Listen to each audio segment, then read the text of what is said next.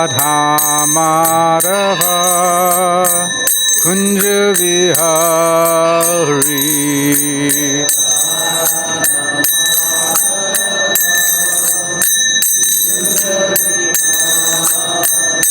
Jaya Radha Madhava Kunja Vihari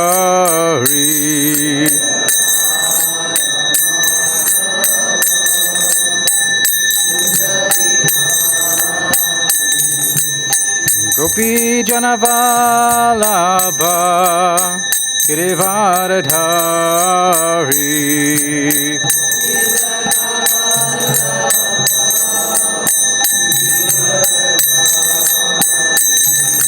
Gopi Janavalabha Girivardhari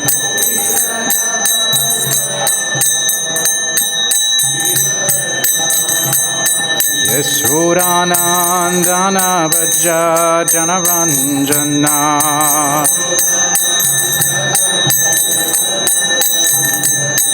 Yashodanandana Vraja Janaranjana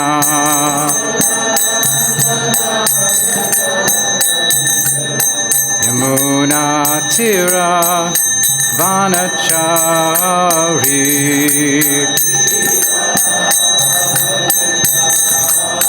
Yamuna Tira Vanachari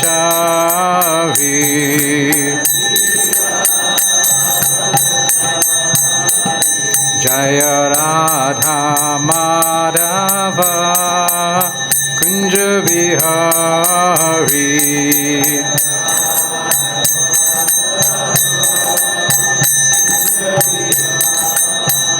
Jaya Radha Madhava Kunja Vihari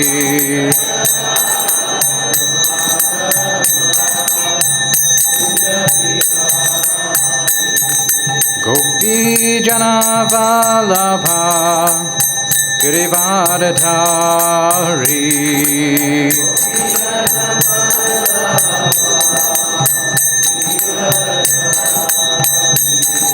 Gopi Janavalabha Girivardhari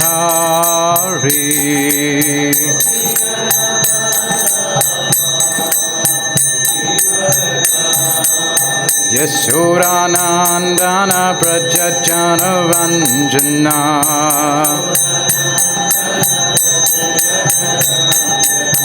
Yashodanandana Prajajana Ranjana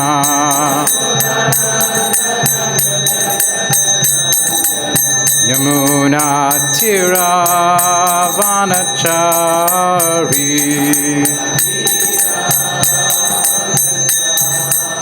Yamuna Tira Vanachari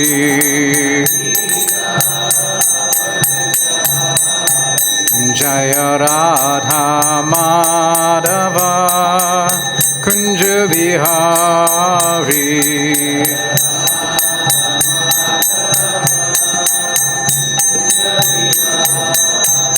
Jaya Radha Madhava Kunja Vihari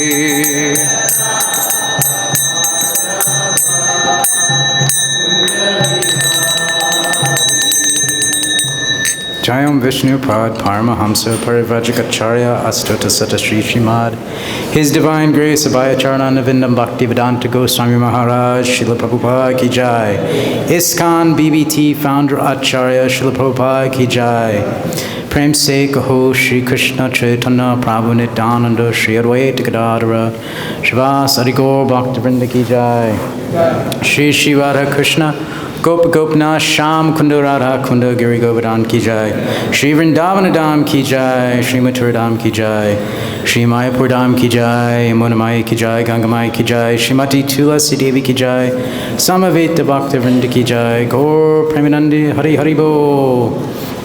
All glories to the assembled devotees, all glories to the assembled devotees, all glories to the assembled devotees, all glories to Shri Shri Guru and Shri Gauranga, Jai Śrīla Prabhupada. Jai Shri Shri Krishna Balaram.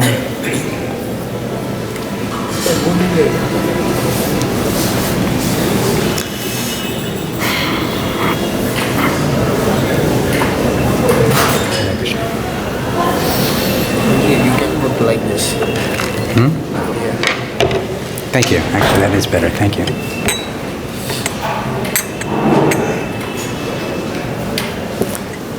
So today we are reading from Grantaraj Srimad Bhagavatam, Canto 10, Chapter 28, Text 6. Om Namo Bhagavate Vasudevaya. Om Namo Bhagavate Vasudevaya. Om Namo Bhagavate Vasudevaya.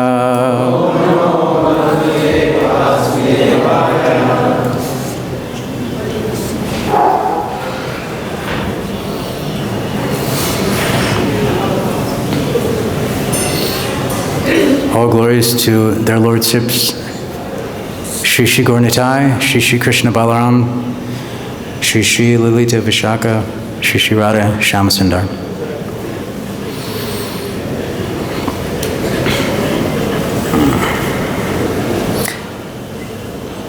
Namas tubhyam bhagavate brahmaṇe paramātmane na yatra śrūyate māyā loka-sṛṣṭi-vikalpanā. Namastubhyam bhagavate brahmaṇe paramātmane na yatra śrūyate māyā loka-sṛṣṭi-vikalpanā. Namastubhyam bhagavate brahmaṇe paramātmane na yatra śrūyate māyā loka-sṛṣṭi-vikalpanā. Namastubhyam bhagavate brahmaṇe paramātmane na yatra śrūyate māyā loka-sṛṣṭi-vikalpanā. Namastubhyam bhagavate. Namastubhyam bhagavate brahmaṇe paramātmane na yatra śrūyate māyā loka-sṛṣṭi-vikalpanā. Namastubhyam bhagavate brahmaṇe paramātmane na yatra śrūyate māyā loka-sṛṣṭi-vikalpanā. Namastubhyam bhagavate brahmaṇe paramātmane na yatra śrūyate māyā loka-sṛṣṭi-vikalpanā. Namastubhyam bhagavate brahmaṇe paramātmane na yatra śrūyate māyā loka-sṛṣṭi-vikalpanā. Namastubhyam bhagavate brahmaṇe paramātmane na yatra śrūyate māyā loka-sṛṣṭi-vikalpanā. Namastubhyam bhagavate brahmaṇe paramātmane yatra śrūyate māyā loka-sṛṣṭi-vikalpanā.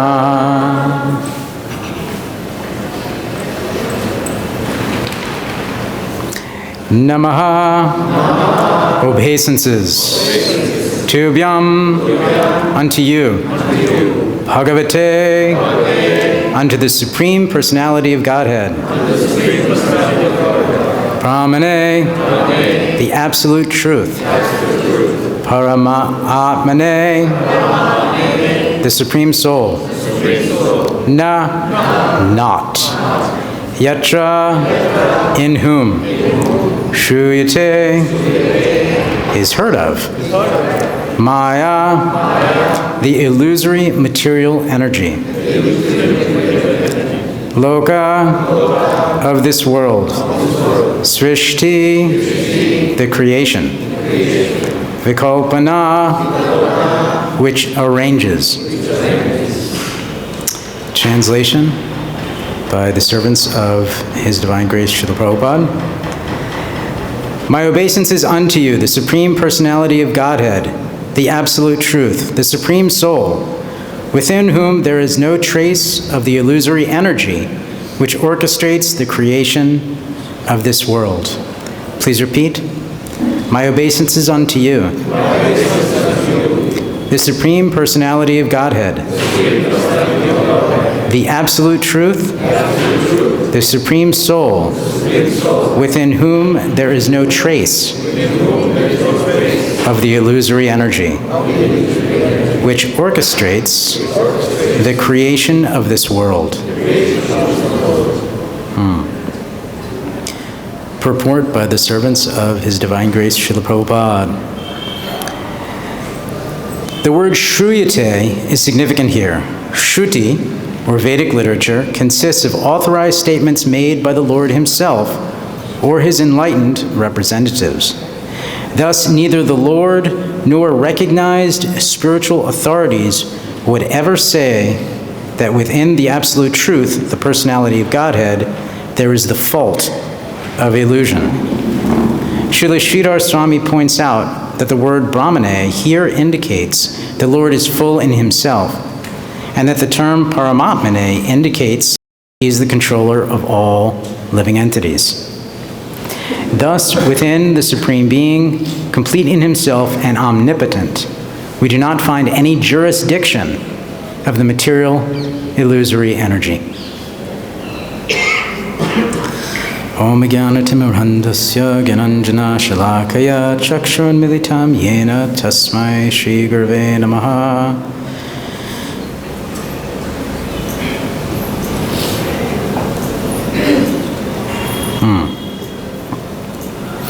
So first of all, I'd like to thank all the assembled Vaishnavas for allowing me to render some service, if possible, to speak to you about the Srimad Bhagavatam. Panchagoda Prabhu, thank you very much for allowing me to be up here.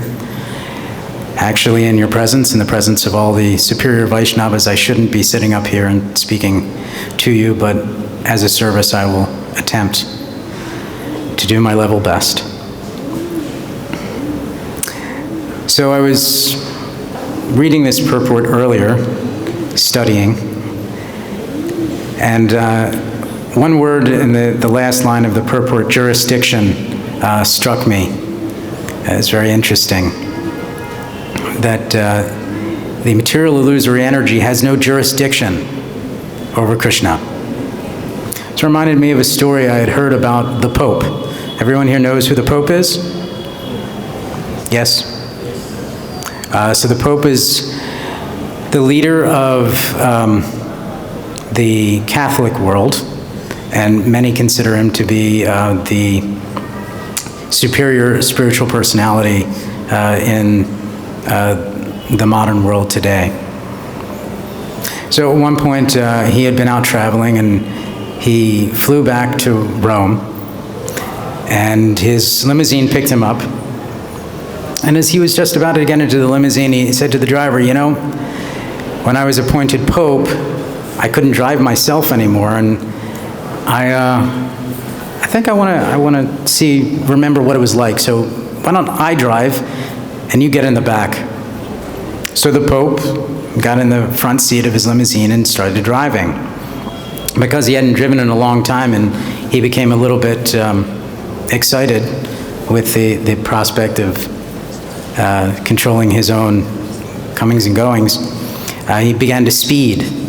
And of course, naturally, when you speed, the police come. And so he got pulled over. And the policeman, he came to the window of the limousine, and the darkened glass was rolled down, and the policeman was very shocked to find that the Pope was driving a limousine. And he got extremely nervous. So he said, just to the Pope, so just wait here a minute. He goes back to his car and he radios to his superior. He says, I think I need some help here. I don't know what to do. And the chief radios back. He says, what's the problem? He said, I just pulled over a car. It was a limousine. The chief says, so what's the problem? If he broke the law, give him a ticket. He said, I don't think that's a good idea. I don't know who's in this limousine, but the Pope is his driver. So the policeman understood, maybe I don't have jurisdiction over this person. So similarly, in front of Krishna, Maya Devi can't show her face. She's embarrassed. Although she's a pure devotee of Krishna, and she's doing the most valuable service in all of creation, and giving us all the opportunity to realize our lack of place in this world and go back to Godhead. It's a very thankless task. And of course, by seemingly torturing the living entities, she's embarrassed that she's doing this to all of the parts and parcels of Krishna. But it is necessary. Prabhupada was asked so many times, why does Krishna let us go through all these things? Or why does Krishna create the situation where we suffer, even though we're trying to perform devotional service? And Prabhupada corrected these people and said, no, Krishna's not creating this situation. You're creating this situation. Krishna is giving us an opportunity. We are identifying with the material body, both gross and subtle, and therefore we're suffering, but that identification is unnecessary. If we didn't identify it, there would be no suffering. If we didn't identify with the body, there could be no suffering, because the spirit soul cannot feel material pain. Of course, when a conditioned soul comes out from his conditioning, and when he realizes the embarrassing situation he's created for himself for myriads of lifetimes, he feels that pain of shame in front of Krishna. Prabhupada describes that the very first thing that a conditioned soul, when he realizes his position, is that he cries very bitterly in regret that why have I wasted my life not worshiping Radha and Krishna. There's one wonderful song by Narottam Das Thakur, Hari Hari Vipale Janama Gunainu Manusha Janma Paya Radha Krishna Napaya. So we've been given this inestimable, great fortune of the human form of life, where we can understand language and interaction and relationship and emotions. And yet we use it simply to engage in the activities of the dogs and the hogs, the camels and the asses. And that is a great misfortune. But Srila Prabhupada is so unlimitedly kind under the direction of all of the previous acharyas and the parampara that he has created our good fortune. That here we are in Sri Vrindavan Dham, the place where Krishna performed his pastimes 5,000 years ago. The place where Krishna is performing his pastimes at this very moment. And we're surrounded by great exalted Vaishnavas who understand what is what. Varunadev, who is also a great exalted Vaishnava, described as one of those demigods who is a pure devotee of the Lord, is saying here that there's no trace of the illusory energy which orchestrates the creation of the material world in Krishna. That's beyond our comprehension by mundane empirical understanding. We can't figure that out just by our mundane experiences. That knowledge has to come from superior authorities. And in our case, that superior authority is Śrīla Prabhupada. So Śrīla Prabhupada spent so much time and so much effort in translating and purporting every single word in the Srimad Bhagavatam over decades, actually.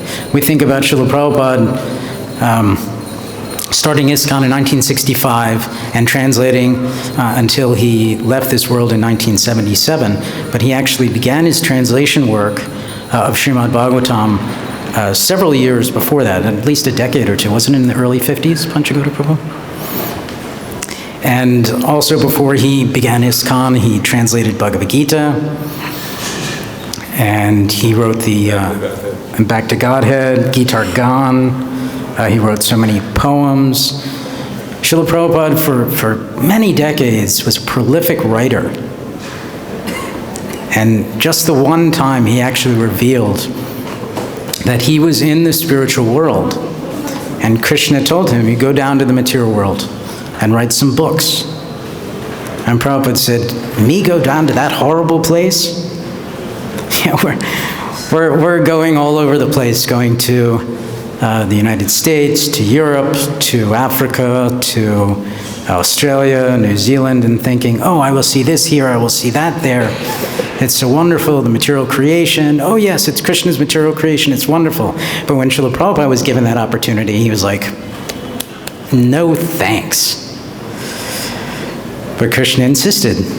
He said, no, I'll make all arrangements. You just go down and write some books, and I will make everything successful, don't worry. So Śrīla Prabhupada came,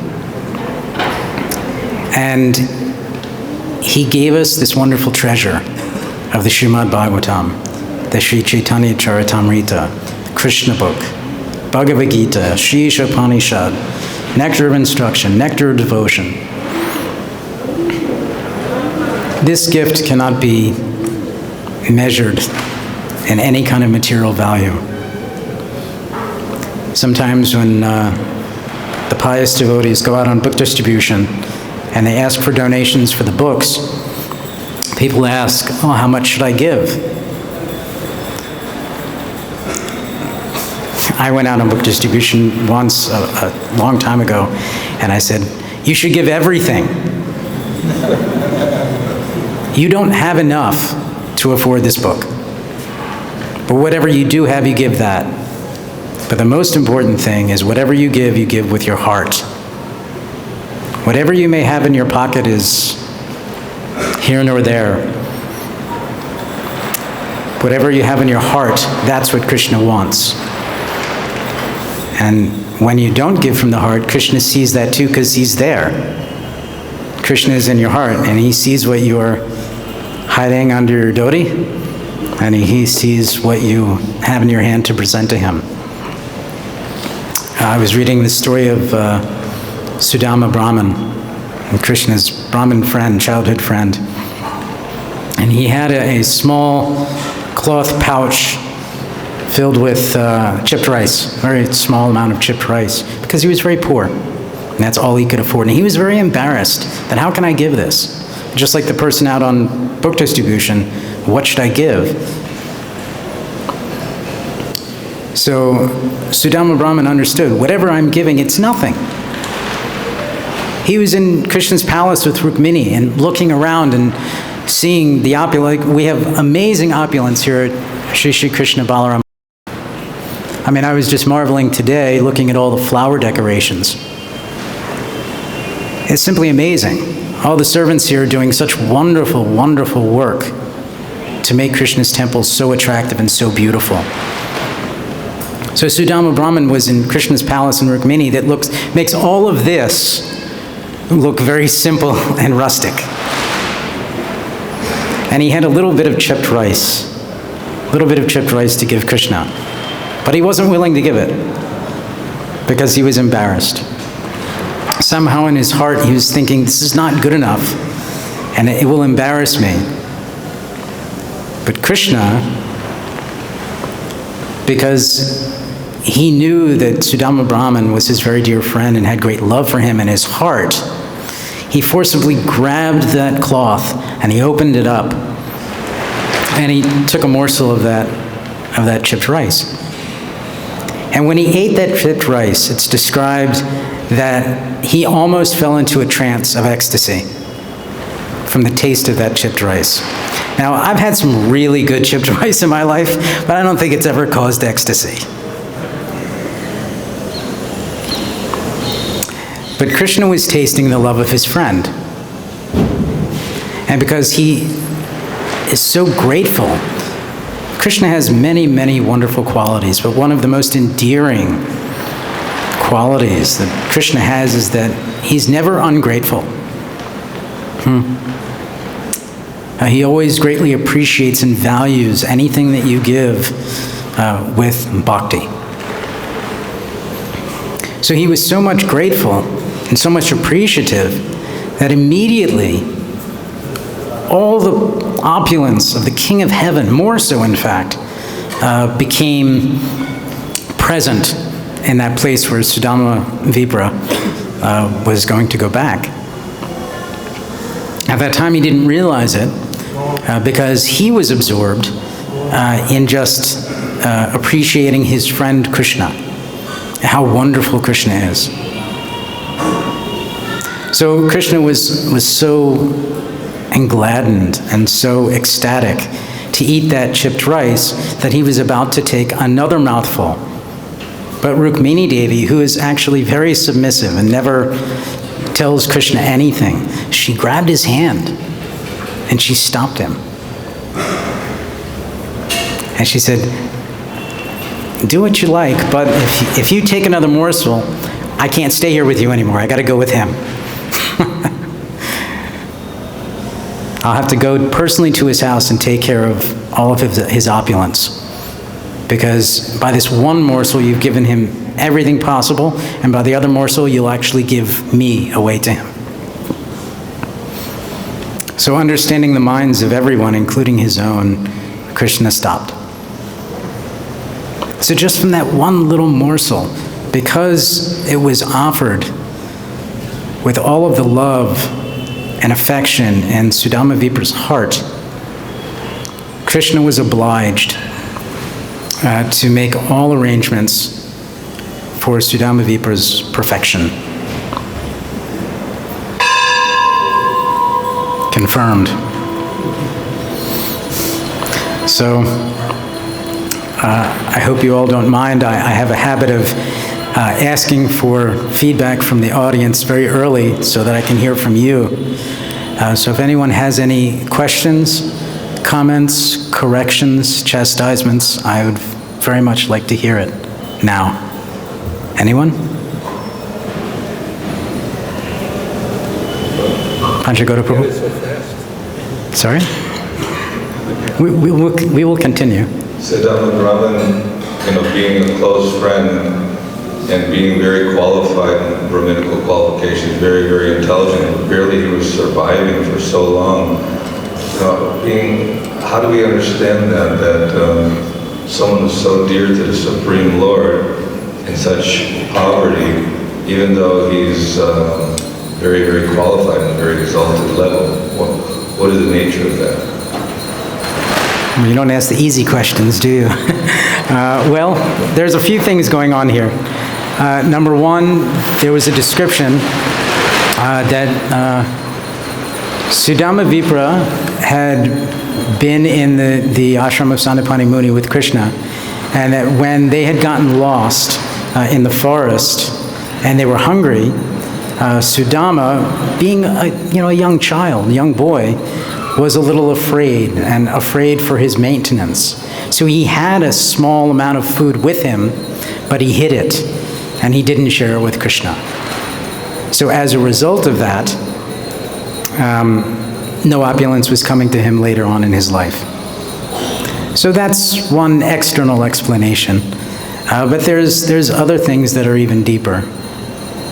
Number one, the wealth of a brahmana is his poverty. Strange, right? That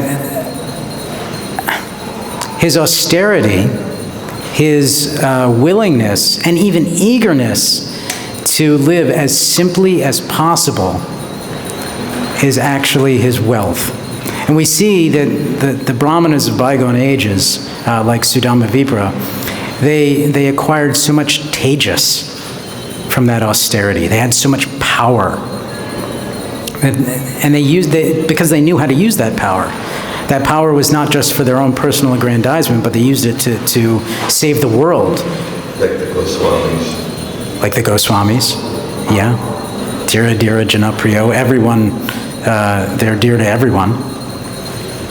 But another example is the brahmanas around the time of King Vena. So they were all described as being brahmanas who were living under a vow of poverty.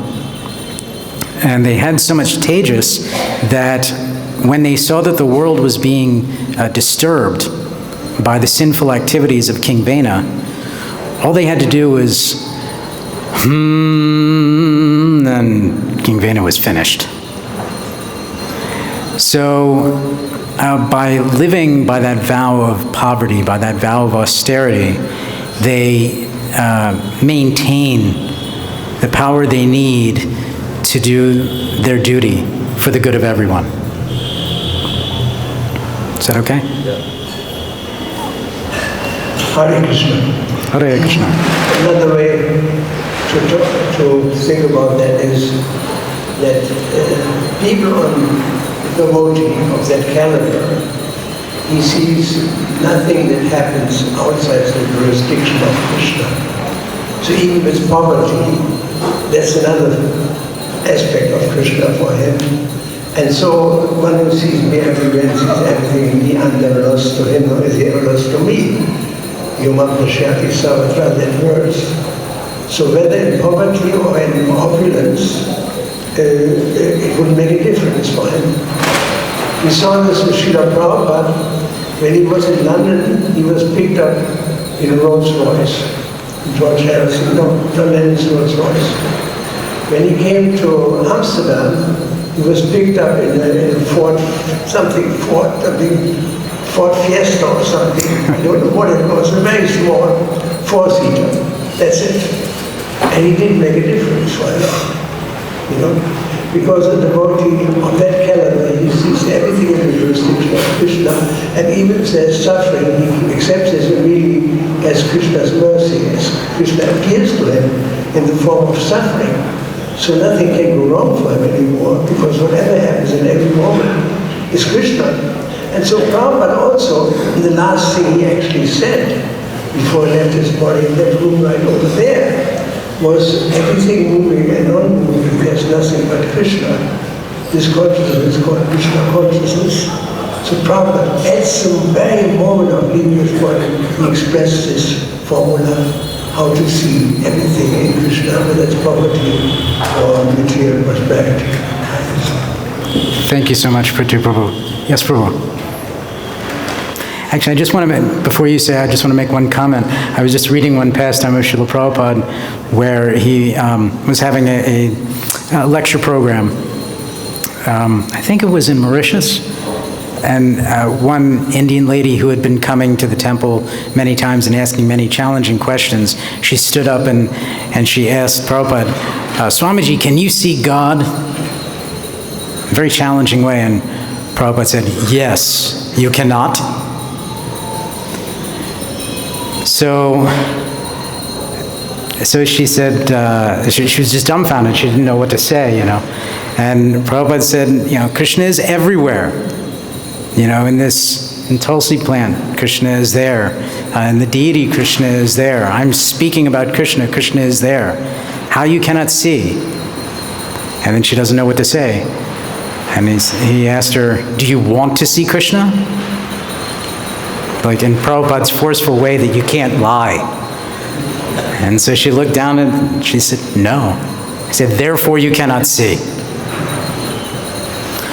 So if we're not seeing Krishna everywhere, if we're not understanding that all there is Krishna, as Prithu Prabhu says, that's because we don't want to understand it. That's all. Yes, Prabhu, thank you. Hare Krishna. So in connection with the question His Grace Panchagoda Prabhu asked, there is also that wonderful verse, and His Divine Krishna Prabhupada himself uttered that verse about Bali Maharaj, Yasyaham Anugrahami Harishe Tadanam Aranti Dharam. When Srila Prabhupada was making all these plans for his business, and suddenly, I think the documents caught fire and everything was just finished. And Prabhupada was actually in poverty, you know, speaking so-called. He could not pay his employees. He was behind in his rent. His own family members rejected him. And Prabhupada simply laughed it off, using this verse that, you know, for those who I bestow special mercy, I take away everything, all the material. And that way, all the attachments, family members and all, they will leave you.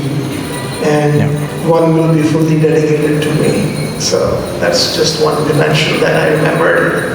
Thank you, Prabhu. But then he gave Prabhupada everything. Yes.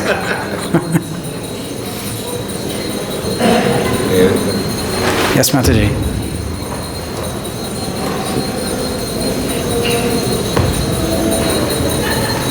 Hare Krishna, Prabhuji. I hope my question doesn't come across mundane. I was just reading a few of the verses back before this verse, and I wondered if you could help me appreciate. I understand that whatever is said is not just said lightly, you know, so there must be some meaning behind it, and I wanted to appreciate why did Varun choose to say suddenly to Krishna that there is no trace, he's glorified him, so he says, my obeisances unto you, the Supreme Personality of Godhead, the Absolute Truth, the Supreme Soul, within whom there is no trace of the illusory energy which orchestrates the creation of this world. And then in the purport, Prabhupada is saying that we do not find any jurisdiction of the material illusory energy, and that, you know, he's without fault. So I just wanted to understand that in the sequence of the conversation that was going on, because after that he was very happy to give Nanda Maharaj back to Krishna, and he did this because he actually wanted to see Krishna, is my understanding. But why did he actually say this? He could have glorified him with some other prayer. Do you know anything that the other acharyas have? I don't know if my question is making any sense or not. I think you're just looking for some deeper meaning behind this verse for Varunadev, why he chose this particular quality and aspect of Krishna to glorify. Right. Though he does say in the next verse that my servants are full of faults and they took him by mistake. So I just wanted to appreciate, why did he say what he said? That's a good question. This verse might look familiar to all of you who are familiar with Prabhupada's books. That this may look familiar because it's a relatively common praise that Krishna gets, or even an incarnation of Krishna gets, that you are beyond the jurisdiction of the illusory energy. Not that Vrindavan is common, but there's a protocol, an etiquette for when you're praising someone, that you expound on their position. You expound on their primary qualities before you get too intimate. So, especially praising Krishna as being beyond the material energy, you'll see this very common in many of the prayers of the demigods. If you look back at just a couple chapters back, Indradev is offering prayers to Lord Govinda after coming to his senses, trying to inundate the land of Vrindavan. So he also says, you're beyond the material energy. And he says the same thing when Krishna has to chastise him again after taking the parijata tree, when he goes up to the heavenly planets with Satyabhama. So this is relatively common, or it's a pattern for especially the demigods. And I'd heard said that the demigods have their understanding of Krishna, even the pure devotee demigods, they have their understanding of Krishna that is very much tinged and very much colored with awe and reverence. So in that awe and reverence, even if they have in their heart something deeper, something more intimate, because they're speaking in public, in their position as a demigod, praising Lord Krishna, Lord Vishnu, it's incumbent upon them to set an example and to follow the protocol.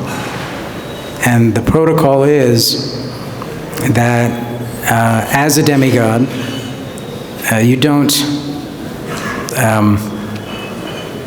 reveal a position higher than that to others. They say that one keeps certain things to himself, who one's guru is, who one's Ishtadev is, and your relationship with your Ishtadev. Is that right? So that being the case, because the demigods are very public figures, they're celestial celebrities. So as such, the intimacy of the prayers that they offer can only go so far, at least what they're revealing publicly. Is that okay? Yeah, so what I understand you're saying is that they're just keeping their intimate feelings within, and they're just saying whatever is appropriate in the public forum. Basically, is that what you mean? I mean, that's what I understood. There is that. There's also the aspect of yad yada charati shreshtas. As a demigod, the part of their duty is to set an example for the general public. So if they reveal, if they have, and they reveal intimate details of their internal relationship with Krishna, they may be culpable for setting an example for sahajiyas. And so we see that public prayers like this, they generally don't go so intimate. Does that make sense?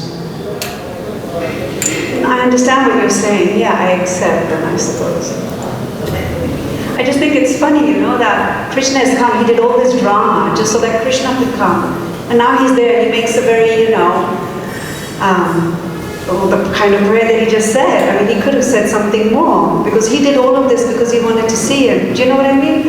I mean, you finally get, your objective is now fulfilled. Krishna has come and you stole his father to make him come to you, and all you're saying is you're beyond creation, material energy. Well, all right, let's be fair. The Bhagavatam is a record of what goes on, but we do see in the commentaries of the acharyas that sometimes there's more that's going on than what's recorded in the Bhagavatam. So we don't know that that's the limit of the conversation between Krishna and Varuna. It may be, but we don't know that.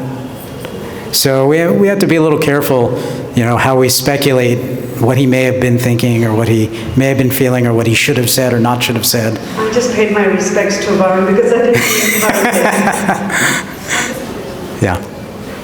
So, yes, Prabhu.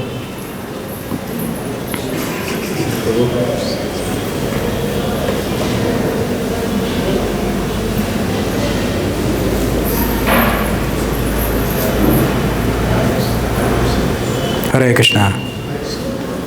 Oh. Hare Krishna. Hare Krishna. Thank you for the nice class. Oh, thank you, Prabhu. In the Srimad Bhagavatam, in the Upanishad, the first mantra says, everything animate or inanimate that within this universe is owned and controlled by the Lord. One should therefore accept only those things necessary for himself, which are set aside as his quota. Yeah. One should not accept other things knowing where to whom they belongs. Can you explain what's our quota?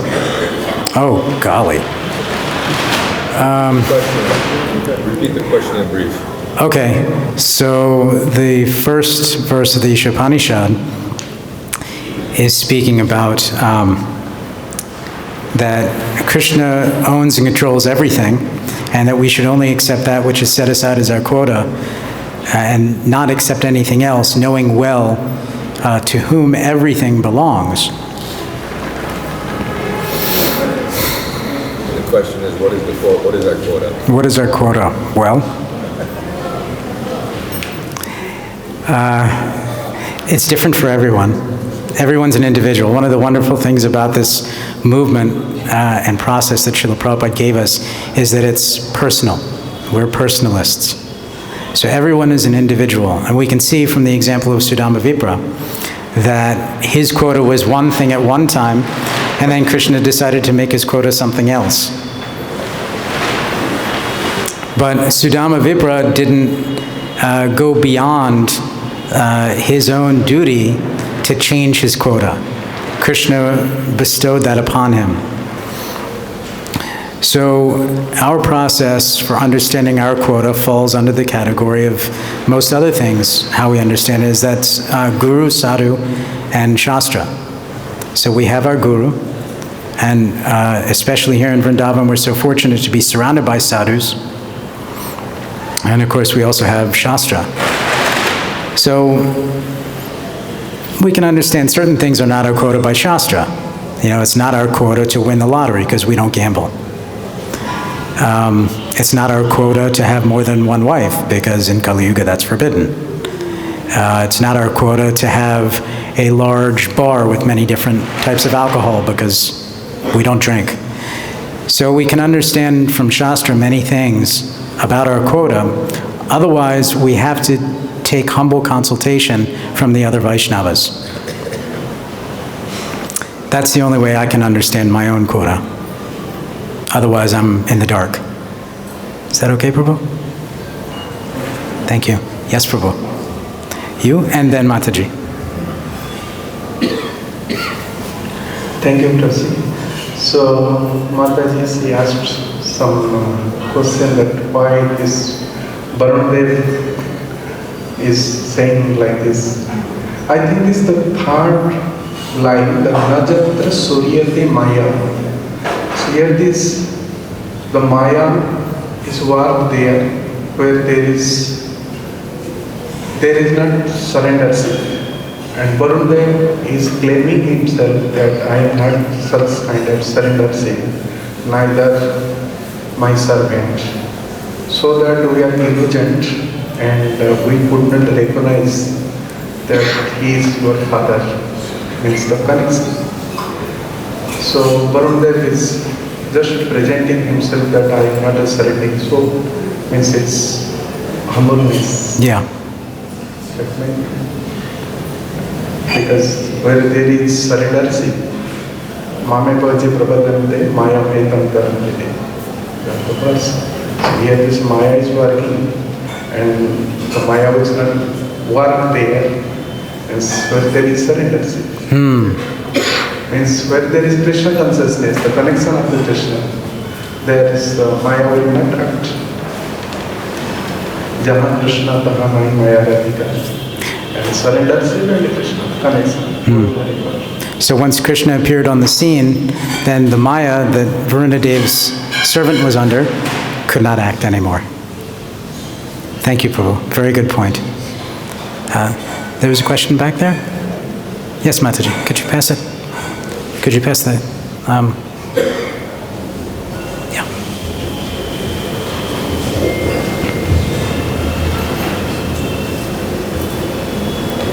Thank you. When you said that we should praise, and that I see also that in Kali-yuga, one of the propensity is that the mother cow, she lick a lot the calf until she hurt the calf. This mentality that we have in us, do you remember? In Srimad Bhagavatam, they said that in the age of Kali, we will see that the mother, one person was having a revelation that the mother calf will lick the calf a lot until to hurt him. It means that we are educated for those who are materialists by being hurt and to hurt others by our words and attitude because we receive too much. Not like a brahmana who have poverty his wealth. We have too much material things and every desire is fulfilled for some of us.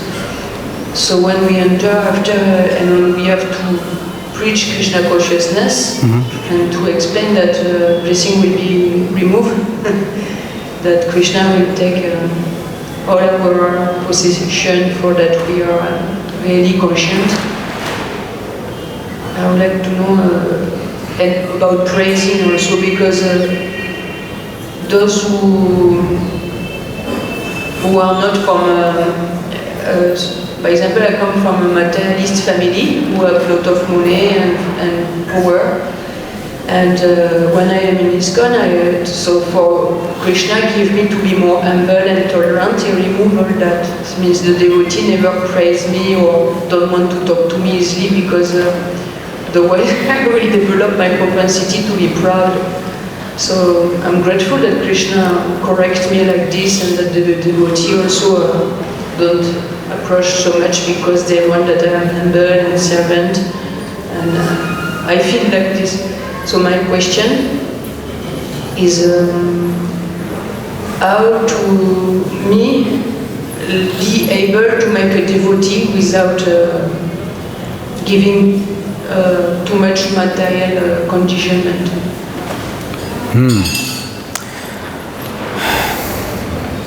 Okay. I want to reiterate the point I was saying earlier about being personalists. Everyone is an individual. So helping a devotee and cultivating a devotee come to Krishna consciousness is a type of advanced and deep preaching. And it's been my experience over the years that preaching, we think of preaching as speaking to someone, but actually it isn't. The most important aspect of preaching is hearing. And Krishna gave us 2 ears and 1 mouth, and if we use them accordingly, we'll be very much more effective in our interactions with others. So whenever we want to approach someone and try to help them come to Krishna consciousness, first of all, it's very valuable to hear from them what it is they're going through. They may be suffering, they may be thinking they're enjoying, they may have so many plans with so many hopes. And instead of thinking, oh, this is all mundane, they should just set everything aside and just chant Hare Krishna, go to Vrindavan. This is not really a mature way to bring the maximum number of people to Krishna consciousness. First of all, we have to hear from them as an individual. If we want their Krishna consciousness to be sustained throughout their lives, they have to know that Krishna and Krishna's devotees care about them. The essential aspect the essential nature of all living entities, no matter who you are, is that you need to be loved. And if you don't know that you're loved by Krishna, if you don't get the indication from representatives of Krishna that you are loved by him and his family, Krishna consciousness may be shallow. It may not reach the depths that it can.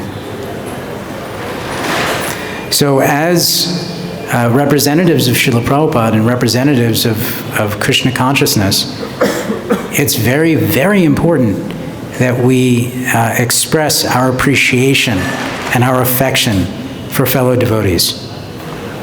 If we don't do that, because we have a tendency to express appreciation and affection for something, we will apply it to something material, and we will fail. Is that okay? One more question. Mataji?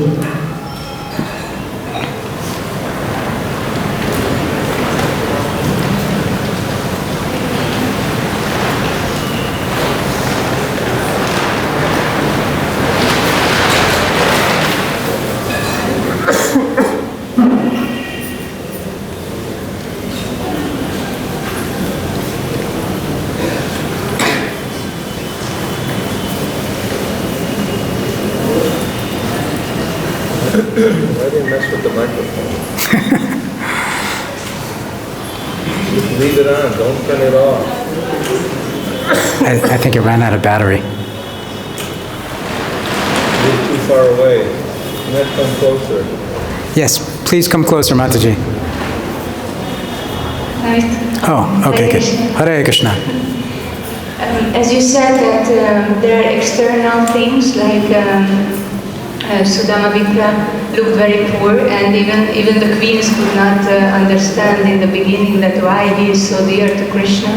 So my question is that how can we develop that carefulness around ourselves in our dealings with the Vaishnavas around us, that we never know who is the other person, and how not to be driven by selfish ambitions or hypocrisy amongst us. So how can we avoid that in our community? Wow, that is a complicated question. It's not easy because we're conditioned by hundreds of thousands of lifetimes to put ourselves first and to compete with all other living entities for Krishna's resources. So because that is our habit over hundreds of thousands of lifetimes, even coming to Krishna consciousness, you've turned off the fan of that competition, but there's still going to be a few revolutions. So number one, you have to be a little patient with yourself and understand, when you react in a way that later on you may regret, you say, okay, I didn't do so great on that test. I'll do better next time. There's also certain affirmations that you can make. I've tried to train myself out of the habit of calling anyone a non-devotee. I don't believe a non-devotee actually exists.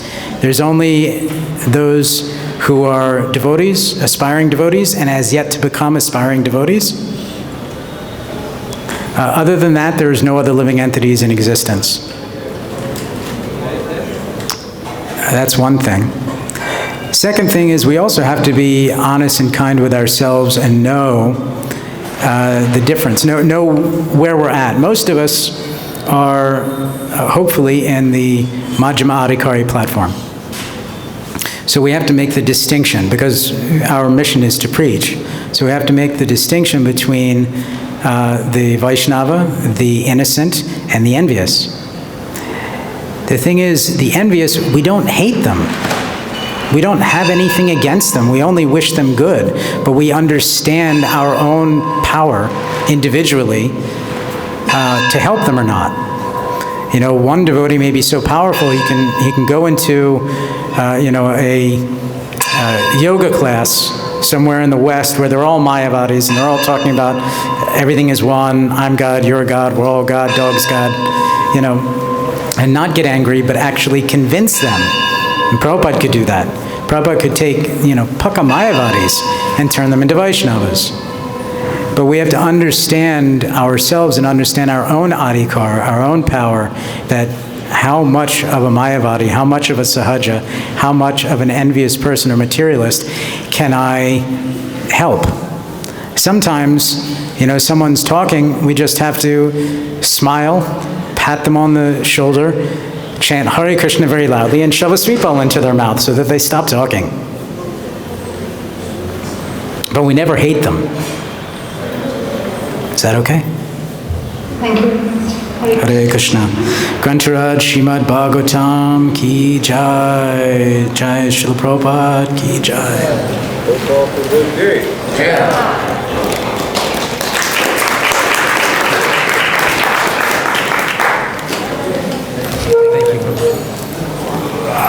Krishna Chaitanya. Oh, thank you very much. Oh, joy.